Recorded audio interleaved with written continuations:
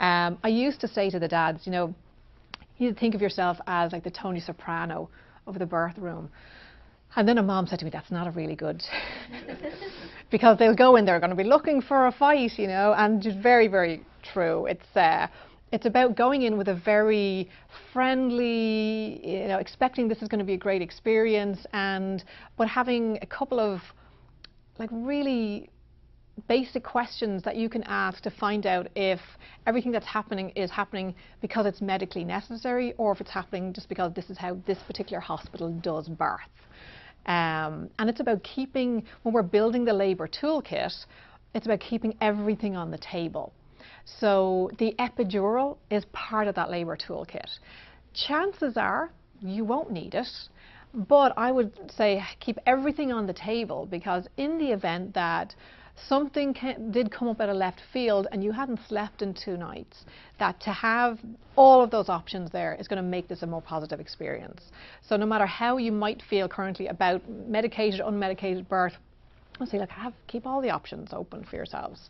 But we're going to have lots of different options as part of the toolkit. And because again, if you've had 2 days of not a good labour, sometimes having the epidural can be the best thing since sliced bread. So I keep all the options on the table. So that's enough about me. Tell me your name and where you're having your baby, around when, and what you want to get out of this weekend. Let's see. My name's Michelle, and we're due January 4th, and we're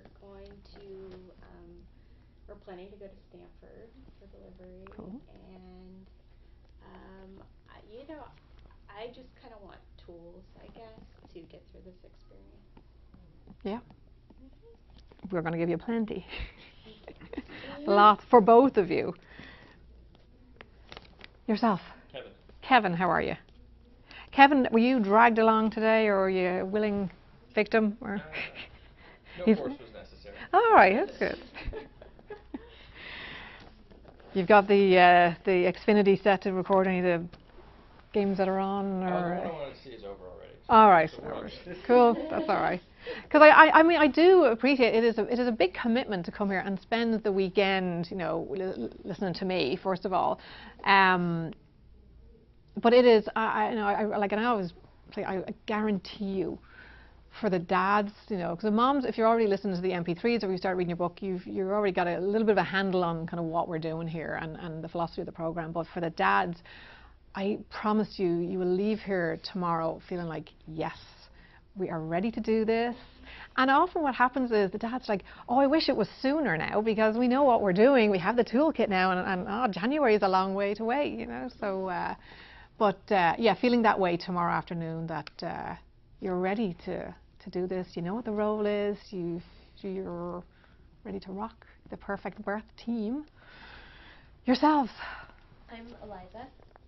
Our estimated due date is February 20th, and we're slated to give birth at El Camino Los Gatos with the midwives. Oh, lovely. Which I'm really excited about. Yes. I felt lucky that everything worked out to be able to go to them. Yeah. And we knew we wanted to do a birth class that provided a lot of resources to sort of facilitate natural birth, although we're very open to any intervention that's appropriate. And I'm excited about yours as being particularly friendly to people who like evidence-based, rooted in as much science as possible, but also pulling out all the stops with hippy-dippy tricks that work. Oh yeah. Yeah, and I've responded really well to some forms of coaching during athletic endurance events. Oh, fantastic. So I figure this will be very relatable. Absolutely. The whole time distortion thing applies when you're doing a 20-hour endurance athletic thing. Yeah. As well. What kind of events do you? That was mountain climbing. Oh, wow. When we do really long, like 20-hour ascents, which I've only done twice, it goes a lot faster than you'd expect. Yes. And there's a lot of pain along the way too. Yeah. And fear also. Yeah. Oh, no doubt. So I'm interested in a more formalized approach to trying to do the same thing in childbirth. Yeah. Yeah. Oh, you are so far ahead of the game already with having that background of endurance and stamina and being able to, pull it out of the bag. What do I need to do to get to that next step? We've over the years I've taught a lot of marathon runners. I think you're the first climber now that I have in the class, and Ironmen and Iron women, and that it really is. What can I? When I hit that wall, I get to that point where my body's saying no. What can we do with the brain to make sure it can take that next step and the next one after it? So cool. And we've definitely both seen it go both ways. Yes. Like, we've seen times where we didn't have our head in the right place and it was awful. Yeah. Yeah. Birth is a head game. It really is. And so much of, as you're going to see, what's going on in the body is directly impacted with what's going on up here, and so the mindset is everything really on the day. And over the next couple of weeks. Cool. How are you feeling about everything? Excited, anxious, a bit of both? Well, I was promised interpretive dance, so honestly. Oh, now see, I'm disappointed. I'll tell you what, we will squeeze in a little bit. I'll get some nice music on tomorrow morning, and we'll wake everybody up bright and early. But if you have any moves that you'd like to demonstrate, we'll know all about it. Yourselves. So your name? Morgan. Morgan. I'm Edith. This is Iran. 32 weeks. We're due in January 2nd, although it might be induced earlier because I have diabetes. Okay. So it might happen in 38 or 39. We don't know. It depends on the doctor. Sure.